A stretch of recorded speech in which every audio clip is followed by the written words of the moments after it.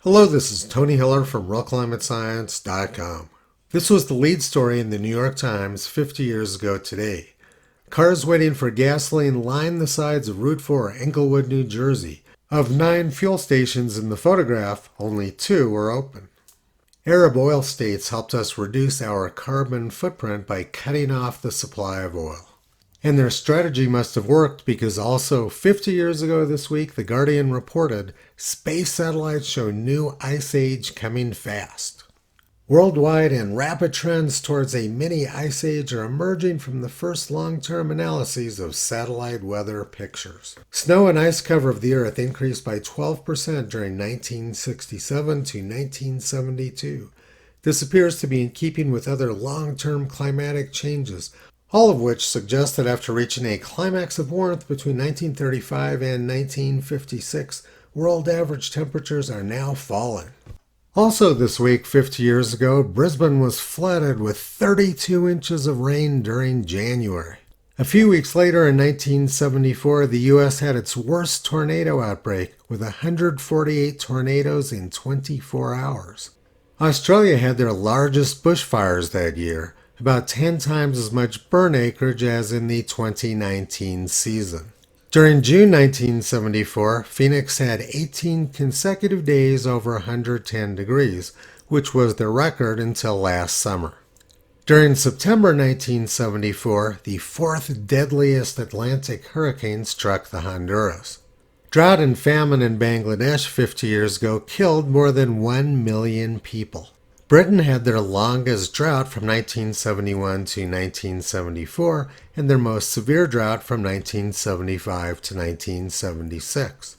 On Christmas Day 1974, Darwin, Australia was destroyed by Cyclone Tracy and was uninhabitable for a year. And Time magazine explained that all of this bad weather 50 years ago was due to global cooling and expanding Arctic ice. Henry Kissinger told the United Nations that global cooling threatened the world's food supply. But if we go back further in time, there's some good news about green energy. In the year 1900, almost 40% of American cars were electric. But it was reported that the electric vehicles had some problems: short battery life, long recharge times, expensive batteries, and recharge stations were few and far between. So basically nothing has changed except that we've gone from 38% electric vehicles down to about 1%. The good news is that by 1910, Thomas Edison reported that he had resolved the last objection to electric car usage. He said that he had developed a new storage battery. Short-life cells are a thing of the past. And in 1883, the same Thomas Edison said, "The storage battery is, in my opinion, a catchpenny, a sensation, a mechanism for swindling by stocking companies." The storage battery is one of those peculiar things which appeal to the imagination, and no more perfect thing could be desired by stock swindlers than that very selfsame thing. In 1911, the New York Times was pushing electric vehicles very hard and said they were ideal for transportation in European cities. January 20th, 1911. The enthusiastic interest recently shown by the electric power companies all over the country in furthering the cause of the electric passenger vehicle ensures a still greater use of these machines. It's impressive how the New York Times can recycle the same article century after century.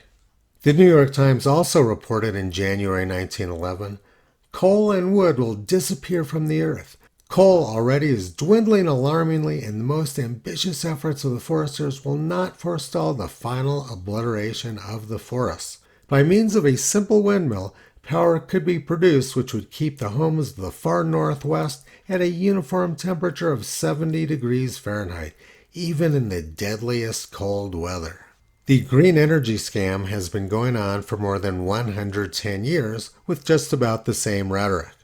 Toto has been pulling back the curtain on climate and green energy snake oil salesmen for almost 16 years. You can visit him and his family on the web at realclimatescience.com.